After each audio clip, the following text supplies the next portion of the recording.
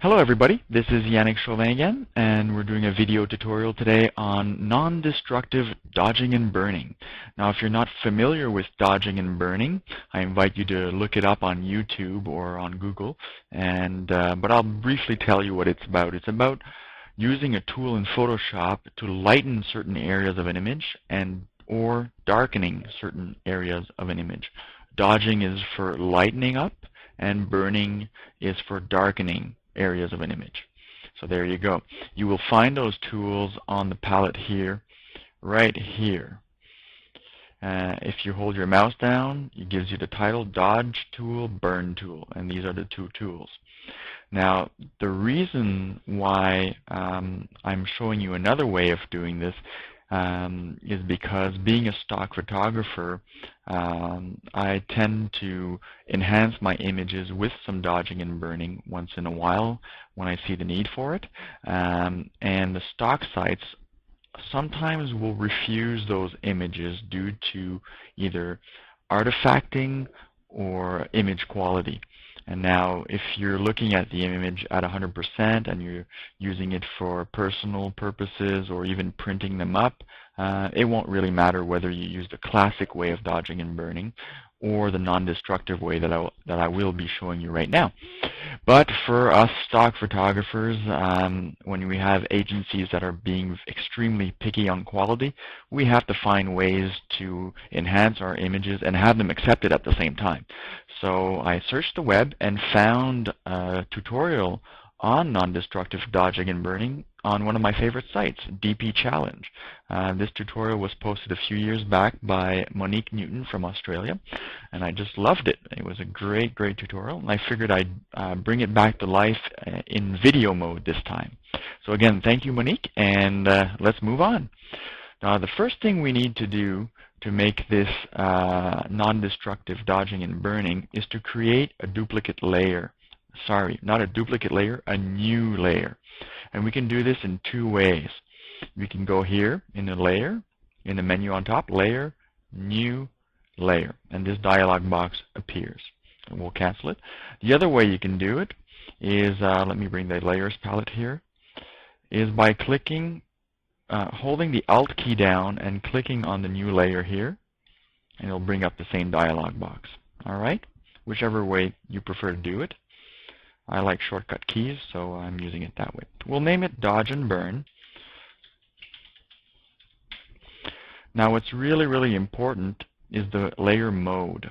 We're going to go down and select Soft Light, and now the box here changes to give us the option of a 50% gray layer, and that's what we want. That's really important. So we need to click that. Remember, Soft Light, and then clicking the box and clicking OK. Now bringing the layers palette back, you'll see that it created this 50% gray layer on top of our image, but since it's on soft light mode, it hasn't affected our image as of yet. What we need to do to affect the image is to darken that layer up or lighten up. And how we're going to do that is by using our brush tool and black and white as the colors to do that. Now let me move that out of the way. All right, now our brush tool is right here. What's important is to make sure that you have black and white here as your foreground and background color, because we'll be switching from both. If they're not pure black and white, you can always click on this little icon here and it'll bring it back to black and white. We'll start with black as the foreground color, the color we'll be using, so that we can burn our way through this image non-destructively, or in other words, darken it up. What I'll be doing is increasing my brush size, make sure it's a soft brush as well, and I always like to start at around 25% opacity, but for the purposes of this video and we want to go faster, I'll go to 100%. How's that? And you'll get an idea of how this works. There we go.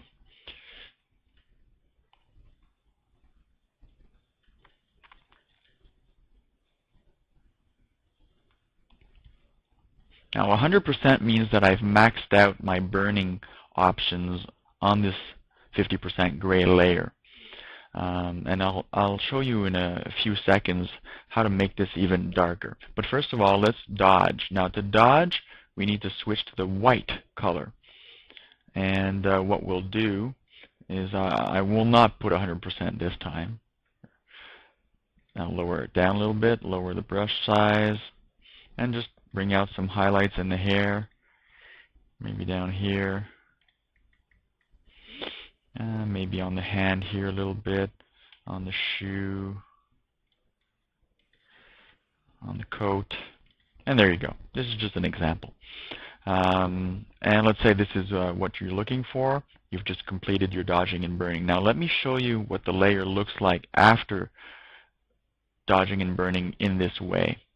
Now I'll just select the layer, and you can see the complete black and certain areas of lighter that I've used on my white with my white brush, and that has dodged, if you want, parts of our images.